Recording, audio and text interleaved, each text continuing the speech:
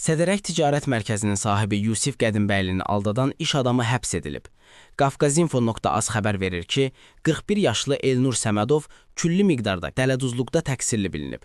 Bu iş üzrə bir neçə zərər çəkmiş var. Elnur Səmədovun aldatdığı şəxslərdən biri də Yusif Qədimbəyllidir. Təqsirləndirilən şəxs Qədimbəylliyə Azərbaycanın müxtəlif rayonlarında yetişən mövsümi meyvələrin alınıb, Rusiyada satılması və əldə olunacaq gəlirin bölünməsinə dair yalan vəd verib. Qədimbəylli isə təklifi cəlbedici sayaraq ona 489 min manat pul verib. Elnurun pulu alıb iş görə bilməməsindən sonra isə Yusif Qədimbəylli ondan şikayət edib. İstintaq vaxtı cinayət işi üzrə başqa zərər çəkmişlər də müəyyən edilib. O, Qədimbəyllidən başqa yalan vədlə ayrı-ayrı şəxslərdən ümumilikdə 723 min manat pul alıb.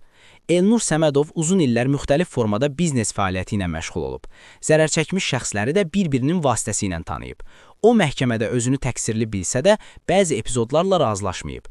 Verilmiş ittiham məhkəmə araşdırması ilə təsdiqini tapıb. Hökmə əsasən Elnur Səmədova 8 il 6 ay həbs cəzası verilib.